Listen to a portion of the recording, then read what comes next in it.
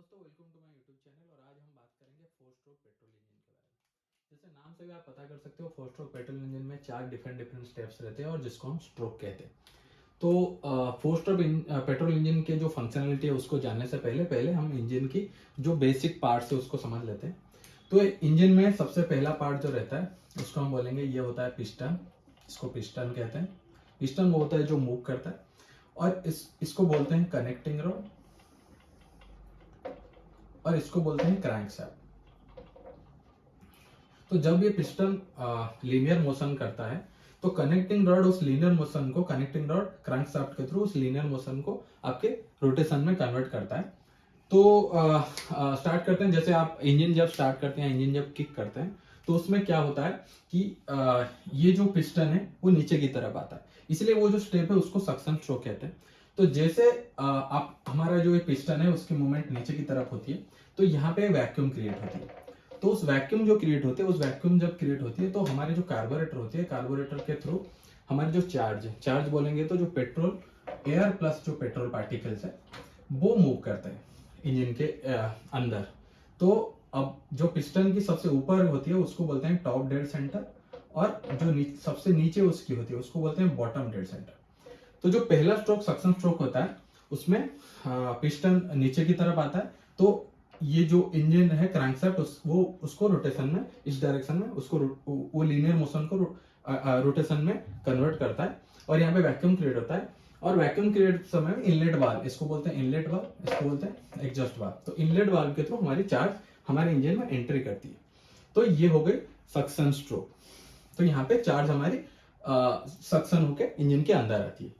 जो next step होती है उसको बोलते हैं कंप्रेशन स्ट्रोक। तो बेसिकली जैसे ये पहला स्टेप में जब रोटेशन हमारी यहाँ पे देखोगे तो क्लॉकवाइज डायरेक्शन में हो गया। तो उस रोटेशन के इनर्शिया की वजह से अब क्रैंकशाफ्ट, ये जो क्रैंकशाफ्ट है और यहाँ पे कनेक्टिंग रॉड, अब ये पिस्टन को ऊपर की डायरेक्शन में मूव करता है, क्योंकि वो जैसे मैंने बताया इनर्शिया के थ्रू जैसे वो ऊपर की डायरेक्शन में जाता है। इस स्टेप में जो सेकंड स्टेप होता है उस स्टेप में एग्जॉस्ट वाल्व और आपके इनलेट वाल्व दोनों बंद रहते हैं। ये याद रखिए, पहला स्टेप में इनलेट वाल्व खुला रहता है, एग्जॉस्ट वाल्व अभी भी बंद है।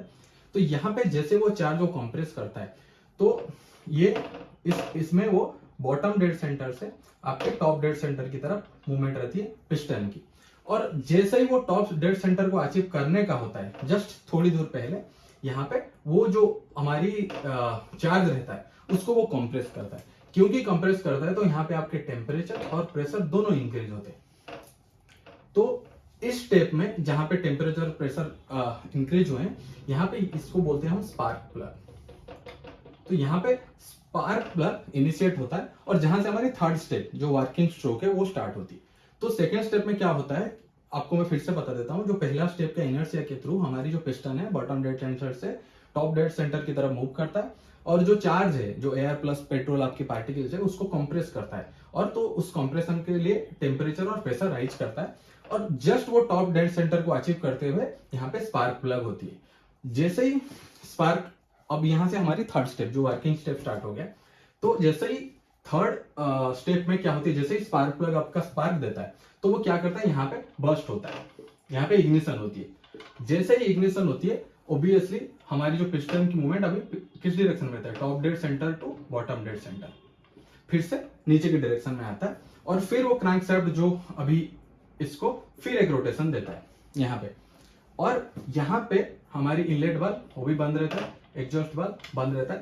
और ये स्टेप कहाँ से शुरू है, जैसे मैं बताया इधर जब इग्निशन होती है वहां से फिर वो स्टार्ट होती है। और ये इसको वर्किंग स्ट्रोक इसलिए कहा जाता है क्योंकि इग्निशन यहीं पे ही होता है।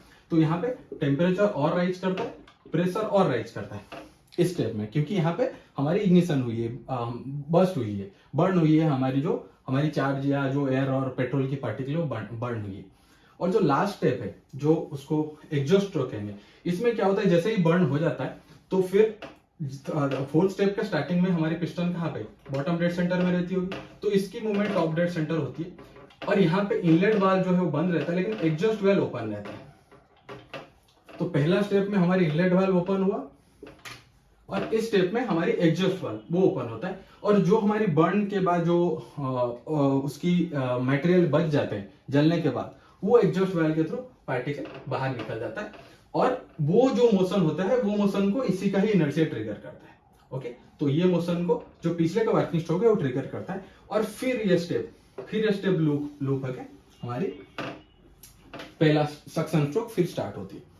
तो फिर से एक बार तेजी समराइज कर लेते हैं। तो पहला स्टेप जो सक्शन स्ट्रोक होता है उसमें मटेरियल हमारी एंटर करती है, क्योंकि पिस्टन हमारी टॉप डेड सेंटर से बॉटम डेड सेंटर तक आता है, तो वैक्यूम क्रिएट होता है, उस वैक्यूम से हमारी चार्ज एंट्री करती है। जैसे ही चार्ज एंट्री करती है, वो जो सेकंड स्टेप है वो इनर्शिया के थ्रू क्रैंकशाफ्ट और हमारी जो पिस्टन है जैसे ऊपर जाता है वो उसको प्रेस करता है वो मटेरियल को, तो टेम्परेचर और प्रेशर राइज होती है।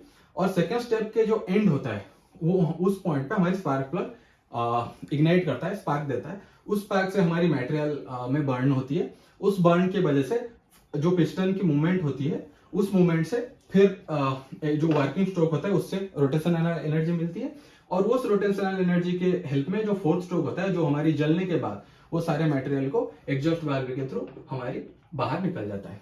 तो आशा करता हूं आपको जो फोर्थ स्ट्रोक पेट्रोल इंजन की जो बेसिक वर्किंग है वो समझ में आ गया होगा। और अगर आपको ये वीडियो अच्छा लगा तो प्लीज़ मेरे चैनल को सब्सक्राइब कीजिए। Thank you so much.